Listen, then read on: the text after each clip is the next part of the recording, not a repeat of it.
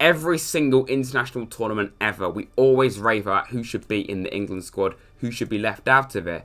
But what if we put ourselves into a fantasy world where you could only pick championship players? And that's quite a big topic on this channel, so I thought I'd incorporate the championship and the Euros into one video. I attempted to do that, but it didn't work. But move on. Now, like a real England squad, obviously, I'm not going to pick injured players. Even though this is in a fantasy world, I can't pick players like Tom Kearney or Bradley Dack. And because it's a fantasy world, it made it a lot harder to actually decipher who should be in this team and whether they would actually be of England level, because obviously they most likely won't play for England, a lot of these players, ever. So please, just take what I say with a pinch of salt, but if you do enjoy this video, make sure you hit the like button, because that would be massively appreciated.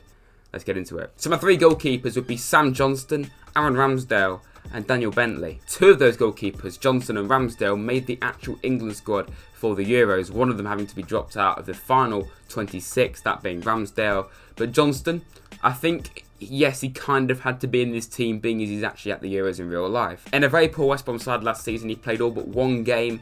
And talking about the actual championship, when he was in it previously, he kept 14 clean sheets. He's a very solid, reliable goalkeeper to have, with a big future ahead of him. Same for Ramsdale. He wasn't quite as good as Johnston. He had massive boots to fill trying to replace Dean Henderson in Sheffield United's net. And it's safe to say he definitely wasn't as good as Henderson, but he certainly had good moments. Now, Dan Bentley, he might be a bit of a controversial shout because he played in a Bristol side that were just a complete mess at the end of last season. But given the fact that if it wasn't for him, I think they probably would have been sucked into a genuine relegation worry.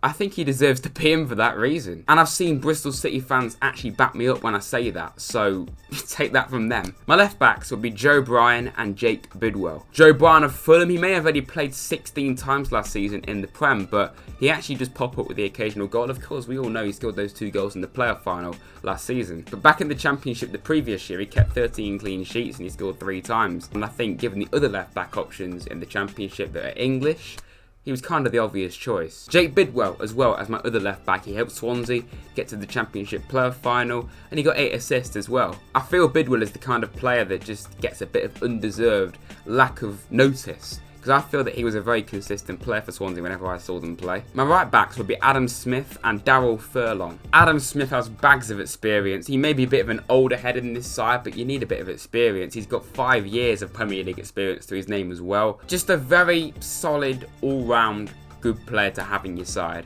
and he can play on the left hand side too. Furlong, I feel like he was one of the most consistent players last season for West Brom, which is pretty hard to find in a team that gets relegated. I haven't done a Gareth Southgate and picked 4 right backs because that's a little bit questionable, to be honest. My centre backs, guess who's coming? Joe Wall. First up, I just had to say a Forest player. Tosin Adebayo. I bloody hope I said that correct. Rob Dickel from QPR, Carl Bartley as well. I won't talk about him too much because we all know how good he is and the fact that he is the best centre-back in the entire division. Not biased at all. He's absolutely everything you could want in a centre-back. He's a leader who'll give his absolute best. He can ping a ball forward wherever you want him to put it. And he actually won the World Cup with England in 2017 as captain. Oh. Under 20s World Cup. Rob Dickel, he's been a solid player for QPR. One of the reasons why they had such a good season. And he can score some really good goals as well for a centre-back. You'd never expect him to score goals like this that will be on screen right now. An absolute belter against Middlesbrough. He got into the Championship Team of the Week 7 times. For a team that for the first half of the season were hovering above relegation. Carl Bartley, more of an experienced head in this side, and from centre-back he scored 3 times, a consistent member of that team. He's an aerial threat too, and I feel that he did pretty well in the Premier League and he could be a very good player to have in the Championship next season for them. Midfielders, I've gone for 5 names. Matt Grimes, Josh Laurent, Ovie Ejaria, Ryan Ledson and Alex Mowat. I've not picked Jack Colback. Grimes is a leader for Swansea. He played all but 1 game last season. He doesn't score many, but when he does, they're normally an absolute corker like this on screen. If you want to see more proof as to why he should be in this side, just look at his heat map. He's absolutely all over the pitch at all times. Josh Laurent, Reading's player of the season, and just like Grimes, he missed out on only 1 game the entire season, 3 goals and 3 assists to his name as well. In his first season at Reading, by the way, in what was a very promising year for them, had to be in this team. Ajaria, a fast and skillful player to have around. He can play in midfield as well as on the left-hand side of it as well. He's a top player, I tell you. He's had a massive impact on Reading this season. He didn't get a chance at Liverpool for their youth academy, but he's a really good player to have around, and he will offer that creativity. Ryan Ledson. Maybe a bit of a strange shout, but he actually won Preston's Player of the Year. So we got 2 Player of the Year nominees and 1 in this side. And unlike Gareth Southgate, I saw sense. I picked a set piece taker. And he may not start at all in this side, but I just feel it'd be a very, very useful backup player to have around. Alex Mowat, a little bit like Matt Grimes, he can score an absolute belter from range just whenever he feels like it. 7 goals, 8 assists, a massive reason why Barnsley somehow got... How did they get the playoffs? I still don't understand. How did Barnsley actually get the playoffs? Now, attacking midfield was quite a hard place to select because we've got Tom Kearney and Bradley Dack who are both injured. John Swift has been injured for a long time this season. I'm not entirely sure whether he's still fit or not, but he's been injured for a long time. Still fit, more like still injured. I've gone for Callum O'Hare from Coventry. I had a really encouraging first season with them in the Championship, only 23 years of age as well. He's got flair to him as well as pace, 8 assists and 3 goals. Not a bad return at all. The other attacking midfielder, I was really struggling. We've gone for Jack Wilshere. Simply looking at his record at Bournemouth since he's come back, he didn't really have the best end to the season from what I can tell, as a neutral anyway. And let's be honest, Jack Wilshere has had a massive decline. He was one of Arsenal's main players, a Champions League player at one stage. He was literally in the last Euro squad for England. But having said that, we're talking England squads, Championship.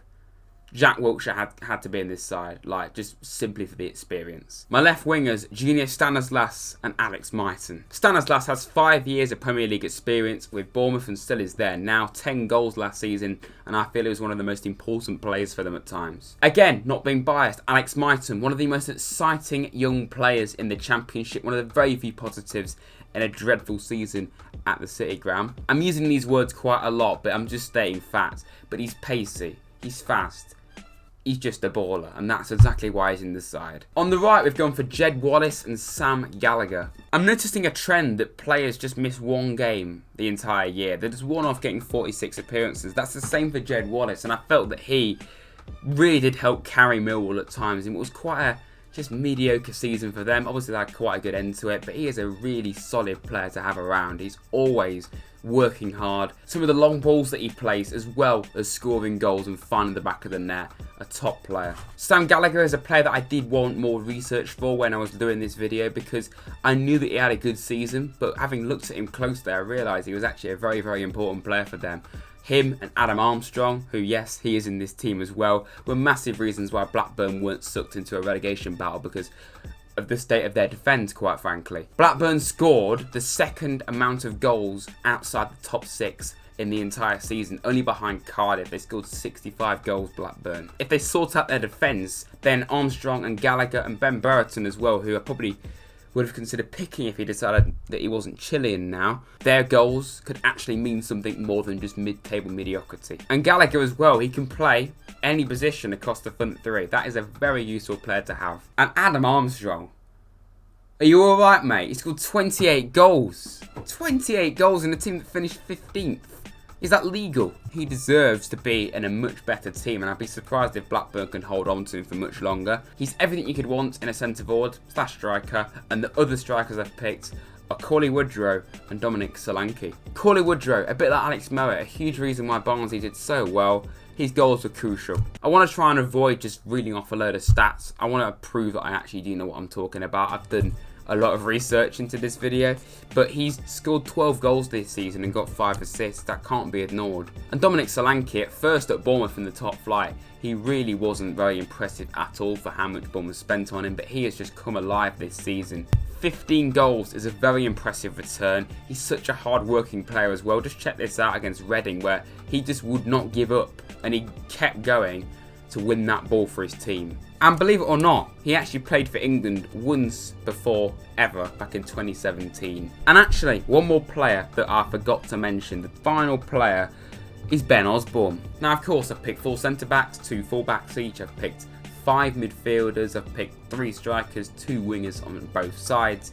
Osbourne, he can cover in pretty much any position you want him to. Bit of an exaggeration there, but he can play as a left back, as a left midfielder, as a central mid. I know full well, given the fact he spent a long time playing for my team. Plenty of championship experience and 2 years of Prem experience now with Sheffield United.